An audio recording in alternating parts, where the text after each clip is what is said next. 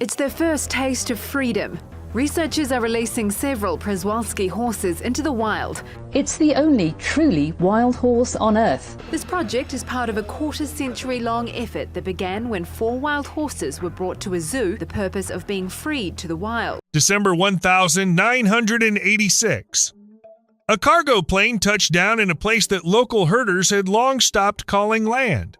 They called it the place where nothing grows. No grass, no water. Winters that dropped to minus 40 degrees Fahrenheit. And from the cargo hold of that plane, 11 horses were let out. The Chinese government had just spent millions of dollars flying these horses from zoos in East Germany and the United States, halfway around the world, before releasing them here, into a desert that was swallowing another 3,000 square kilometers of land every year, into a place where summer temperatures could climb to 40 degrees Celsius, while winter could bury the nearest water source beneath 15 kilometers of frozen ground. Some of the world's leading ecologists called it a death sentence. A BBC film crew flew in to document the release. 2 days later, they packed up and left. They were convinced they had just watched a disaster unfold right in front of them. But what those 11 horses did over the following weeks was something no one believed could happen. And 40 years later, those very animals that had been written off transformed a dead desert into something environmental economists had to calculate 3 times before they dared publish the numbers. This story is not just about horses. It is about what happens when people finally stop trying to save nature after it has almost nothing left to lose. To understand why anyone would bring horses back to that place, you first need to understand what the Jungar Basin had become by 1986. It had not always been a desert. For 10,000 years, wild horses had roamed those vast grasslands. The entire ecosystem evolved around the rhythm of their hoofbeats. Then, in 1969, they disappeared. Not gradually, completely. The last recorded sighting came from a Soviet geological survey team. A few hoofprints in dried mud, a small clump of light brown hair caught in desert grass. After that, silence. And no one was prepared for what happened next. Without horses trampling the ground, the soil hardened into something researchers began calling biological concrete. Rain still fell across the region, 4 to 6 inches a year. But instead of soaking into the earth, the water slid across the hard-sealed crust and evaporated within hours. Seeds could not break through the surface to sprout. Nitrogen levels in the soil collapsed so badly that by 1974, scientists were comparing samples from the basin to moon dust. The material was still there. Under a microscope, the grains of sand and silt looked exactly the same. But biologically, the basin was dead.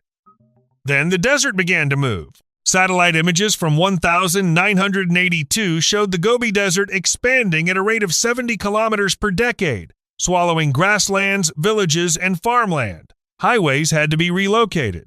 Railroad tracks were buried under sand. And Beijing, more than 1,600 kilometers away, was being hammered by dust storms that lasted for days.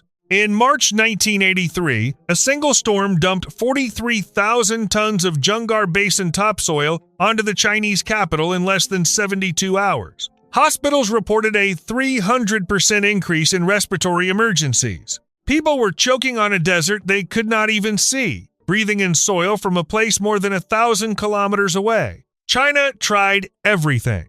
The Great Green Wall Project began in 1978 with the goal of planting a 4,500-kilometer forest belt along the country's northern border. But those neatly arranged rows of trees lined up like soldiers required more water than the desert could provide. Groundwater levels that had been stable for centuries dropped by 12 meters in some areas. Trees began dying from the roots up because they could no longer reach water. Entire villages had to be abandoned when their wells ran dry.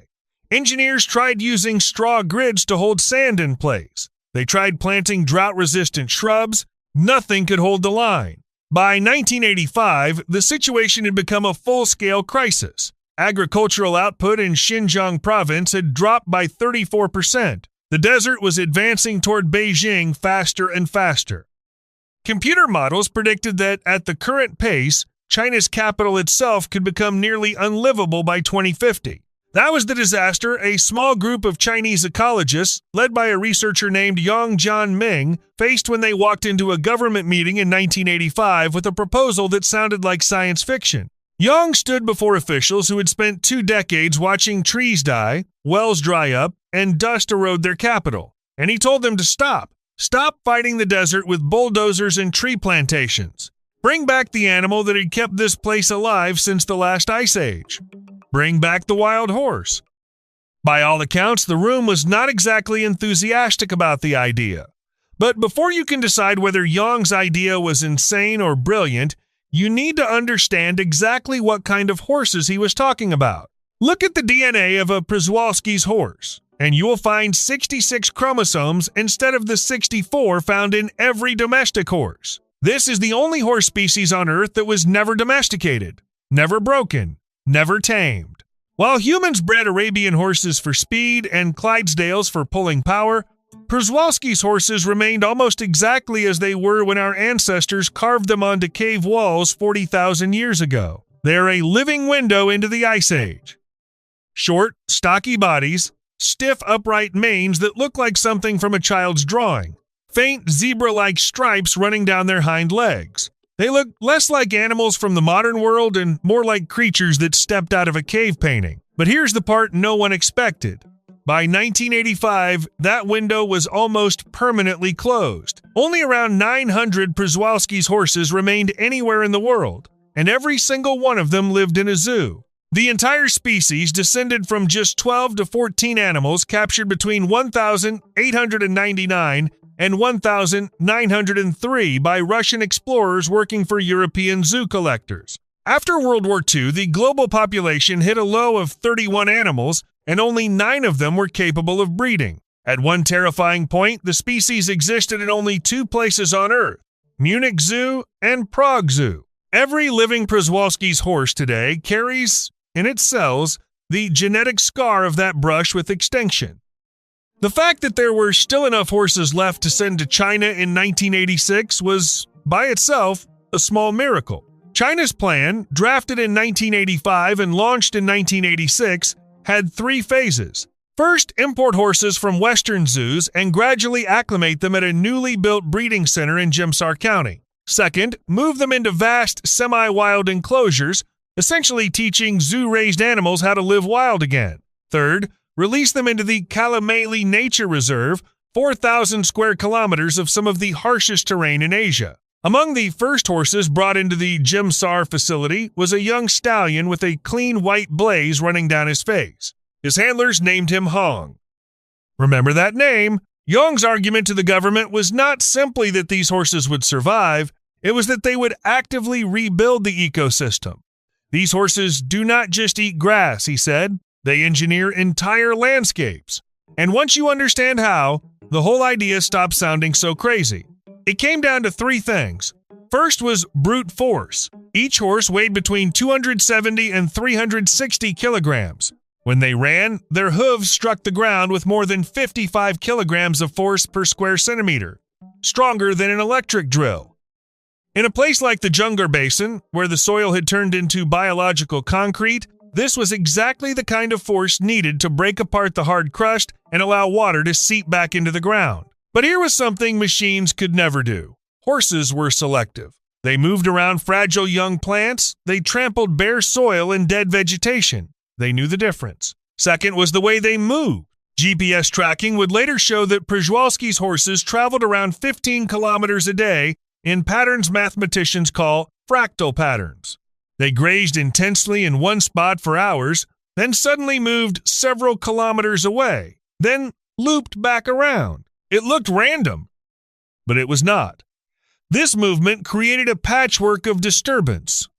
Short grass here, tall grass there, strips of bare soil in between. Every tiny microhabitat supported different insects, birds, and small mammals. The horses were not just feeding. They were designing a living mosaic. Third was the part that sounded most absurd. Horse manure was not waste. It was a delivery system. Analysis of Przewalski's horse manure found viable seeds from more than 20 different plant species.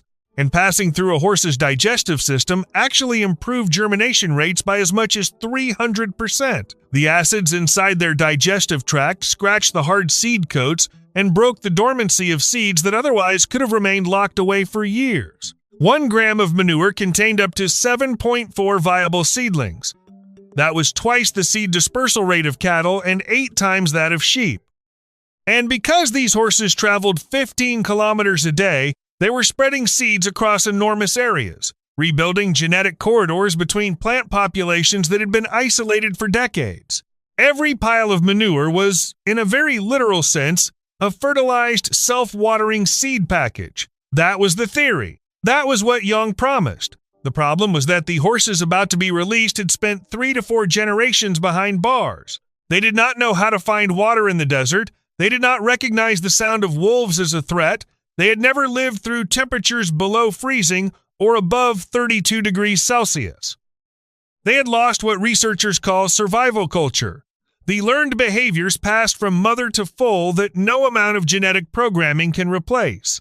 The question that would determine whether Young was a prophet or a fool was simple. Had 3 generations in zoos destroyed the instincts buried inside these animals, or were those instincts still there somewhere, waiting? The first months in Jimsar were a battle that almost proved the critics right. Within weeks, botfly infestations hit 100% of the herd, and these were not ordinary parasites. The larvae burrowed into the horses' stomachs, creating painful wounds that disrupted digestion at the exact moment they needed every calorie just to stay alive. Then the first winter arrived, and it was brutal. Temperatures dropped to minus 41.7 degrees Celsius. Horses accustomed to heated stables huddled together against winter winds that cut through the desert like knives. Their signature stiff manes froze into thick ridges of ice, so heavily that some horses could barely lift their heads off the ground. Snow buried the little grass that existed under nearly a meter of powder. 7 horses suffered severe frostbite. 2 mares miscarried in the cold. International media had already started writing obituaries for the project. Conservation journals were preparing post-mortem analyses for what they believed would become a textbook failure. Young himself, by his own later admission, was preparing for the worst.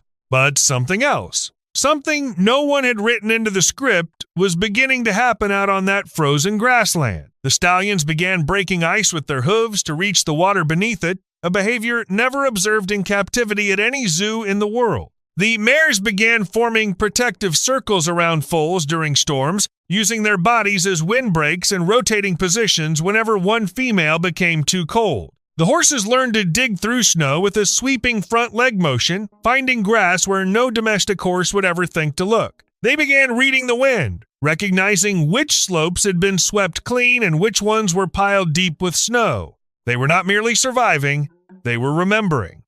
3 generations in zoos had not erased what was written into their bones.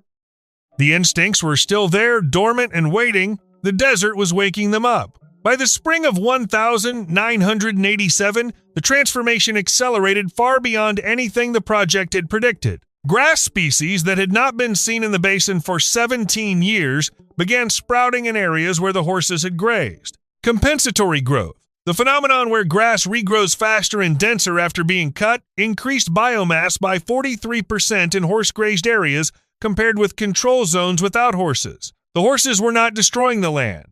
They were stimulating it. The soil itself began changing in ways that stunned the scientists monitoring it. In that first year alone, moisture retention increased by 23%.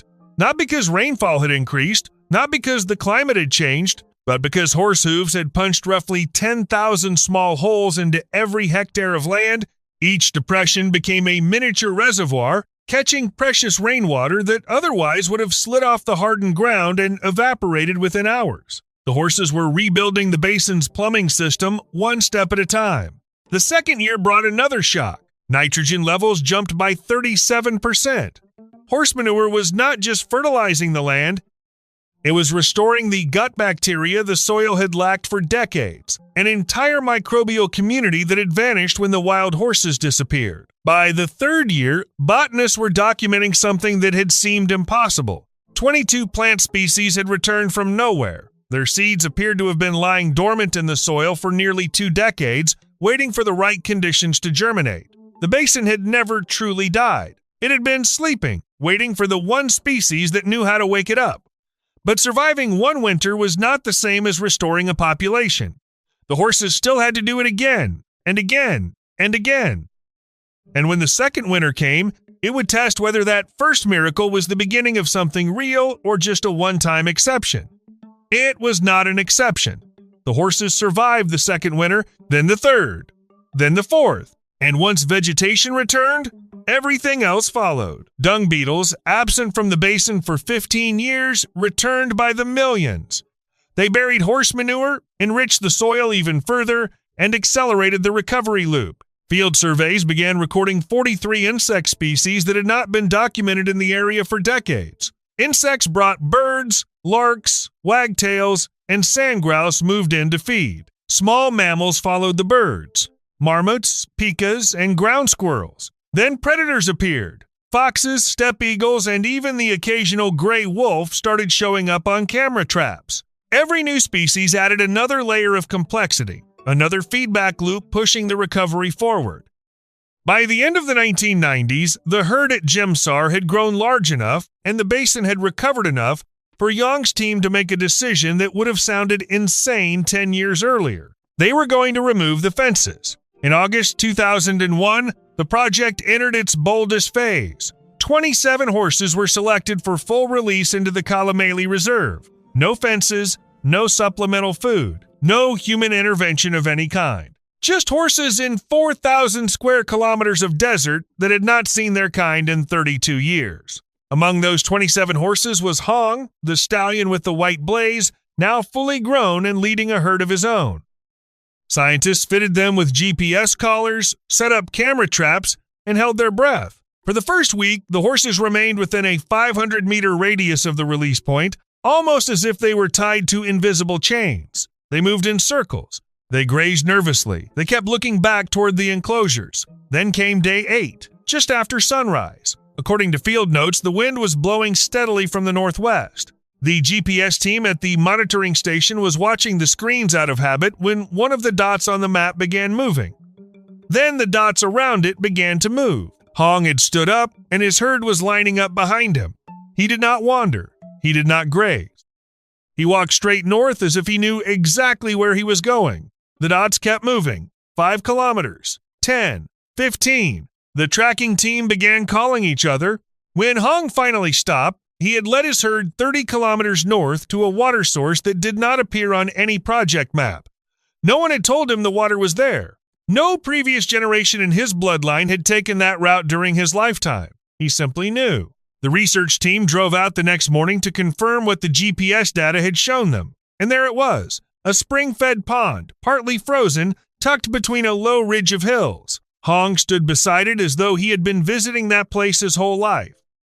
How he knew remains one of the project's unsolved mysteries. Some kind of ancestral memory, a scent carried on the wind, a geological pattern horses can read but humans cannot. Within a month, the horses had mapped out their territory. The stallions marked boundaries with deliberately placed manure piles on high ground. Pregnancy rates reached 87%, higher than most zoo populations could achieve. And the foals born in the wild were already displaying behaviors that captive-born horses simply did not have. They could distinguish 23 different plant species by smell. They reacted to the shadow of a golden eagle by freezing instantly. They grew thicker winter coats than their parents. And now, the change in the landscape was visible from space. Satellite images showed green patches spreading outward from the horse's core territory like slow-motion explosions. Groundwater levels, which had been falling by 3 centimeters a year since 1970, stabilized in 2003. Then they began rising. The horses had switched back on a hydrological pump that had been shut down for an entire generation. What was happening in the Jungar Basin shattered everything China thought it knew about fighting desertification. For 25 years, the Great Green Wall had been built on one assumption: plant trees to stop sand. By 2010, China had planted 66 billion trees at a cost of $47 billion. And in many areas, those rows of trees had made the underlying problem significantly worse, pulling water from the ground faster than the land could replace it. While China's massive tree planting program was literally drinking the desert dry, the horses were doing the opposite. They were bringing water back. Their hooves were creating infiltration points that allowed scarce rainfall to sink deep into the soil instead of evaporating on the crust. Their grazing maintained grassland zones, which required 90% less water than forests. A single horse was improving water retention across more than 50 hectares every year.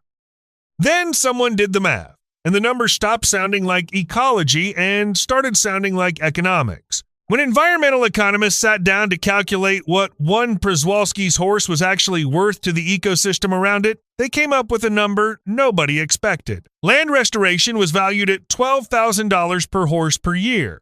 Seed dispersal, $8,000. Water retention, $15,000. Carbon sequestration, $7,000. Biodiversity support, $5,000. Total, $47,000 per horse per year. When they ran the cumulative numbers, the economists became the next group, after the BBC film crew and the conservation journals, to look at the results twice before daring to publish them. Because by 2023, those 11 horses had become 534. The herd was effectively managing 26,700 hectares of land, an area larger than many national parks, generating $25 million in ecological benefits every year. And that was the conservative estimate. It did not include tourism, scientific research value, or what the basin was now worth in carbon credits. Among those 534 horses were Hong's descendants. Dozens of them were scattered throughout the reserve in herds of their own. The dead land where they were released now supported more than 20 plant species that had not grown there for decades. And the desert that had been expanding by thousands of square kilometers every year was now retreating, shrinking at a rate of 47 hectares per year in the areas where these horses roamed. The model spread quickly. Mongolia released horses into Hustai National Park in 1992, and by 2023, the population there had reached 490 animals, while the surrounding grasslands showed the same recovery pattern seen in Xinjiang. Kazakhstan launched the Golden Steppe Project in 2024, moving horses from Prague and Berlin into the Kostanay region. 8 years later, there were more than 100 horses. Nearly 1,000 horses have now been released across Central Asia. Russia is quietly studying China's data. Every project keeps proving the same principle. You cannot engineer an ecosystem from the top down with human designs and concrete. You have to restore it from the bottom up using evolutionary solutions that have been tested for thousands of years. China is expanding the Kalamaili Reserve by 350 square kilometers. The official goal is 2,500 wild horses by 2040. Computer models show that a population of that size could restore more than 100,000 hectares of degraded land, absorb 43,000 tons of carbon per year, and support more than 300 plant and animal species that currently exist nowhere else in China. If they pull it off, the Jungar Basin will become the first desert in human history to be reversed. Not by planting trees, not by irrigation, not by engineering, but by the hooves of wild horses. Those 11 animals that stepped off that cargo plane in 1986 were not just a small group of endangered creatures being relocated. They were a biological technology refined through hundreds of thousands of years of evolution, capable of designing and maintaining an entire landscape. We just had to remember how to turn it back on. We had to stop trying to do everything ourselves and let the real experts, the ones with hooves, take over. And that forces us to ask an uncomfortable question. How many of the environmental disasters we face today could be solved by bringing back the ancient engineers we drove into extinction instead of throwing trillions of dollars at human-designed solutions that do not work? Bison shaped America's grasslands. Wolves are helping maintain Europe's forests. Elephants are gardening Africa's savannas. We have spent the modern era trying to redesign nature. Nature had already designed the solution. We just killed it and forgot the formula. What do you think? If you could bring back one species, one technology, or one forgotten idea to repair land damaged by humans, what would you choose and why? Leave your answer below. I read every comment. And if you want more stories about animals that have genuinely reshaped continents, projects that sounded insane but are now changing the world, then the subscribe button is waiting below. The next story we are working on may be the wildest one yet.